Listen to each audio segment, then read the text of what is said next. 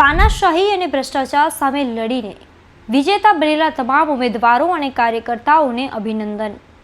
જનતાના આશીર્વાદ મેળવવામાં આપણે સફળ થયા છીએ, ત્યારે હવે ભ્રષ્ટાચાર મુક્ત શાસન આપીશું।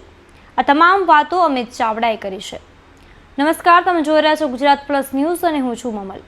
તો આવો સાંભળીએ વધુમાં અમિત ચાવડા શું કહી રહ્યા છે। ગુજરાતમાં સ્થાનિક સ્વરાજની ચૂંટણીઓના આજે પરિણામો આવી રહ્યા છે અને જે પરિણામો આવે છે એ જનતાનો જનાદેશનો અમે સાદર સ્વીકાર કરીએ છીએ। પણ છેલ્લા ઘણા સમયથી જે ભારતીય જનતા પાર્ટીનું કુશાસન, ભ્રષ્ટાચાર ને એની સામે લોકોની જે નારાજગી હતી, જે આક્રોશ હતો, એ આજે મતમાં પરિવર્તિત થયેલો નહીં હોય એવું દેખાઈ રહ્યું છે।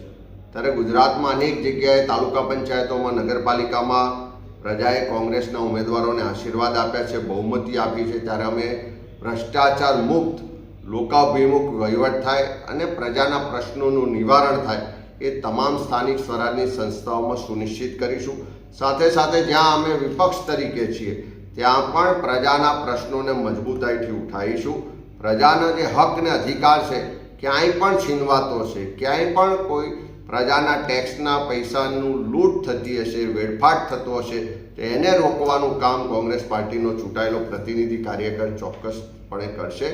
ગુજરાતમાં એક જવાબદાર વિપક્ષ તરીકે સમગ્ર ગુજરાતના લોકોનો અવાજ બનીશું ને કોંગ્રેસની વિચારધારાને મજબૂતાઈથી આગળ વધારી હજુ પણ લોકોની વચ્ચે જઈ લોકોનો વિશ્વાસ કેળવીશું।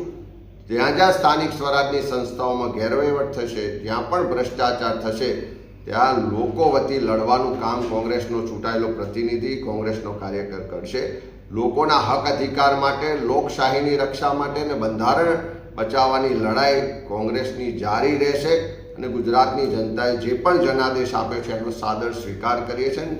સૌ અમારા જે લડાઈ કરી તે પોલીસ પ્રશાસન ને સરકાર સામે લડ્યા એવા ઉમેદવારોને અભિનંદન આપું છું। તમામ જીતેલા ઉમેદવારોને પણ અભિનંદન આપું છું અને પ્રજાના પ્રતિનિધિ બની અને પ્રામાણિકતાથી, નિષ્ઠાથી કામ કરવાનો કોંગ્રેસ પાર્ટીના કાર્યકરોનો જે સંકલ્પ છે એને પુનઃ દોહરાવીએ છીએ। અમિત ચાવડાની વાત તમે કેટલા સહેમત છો, શું વિચારો છો, કોમેન્ટ કરીને એમને જરૂરથી જણાવજો। અત્યાર માટે બસ આટલું જ। ધન્યવાદ।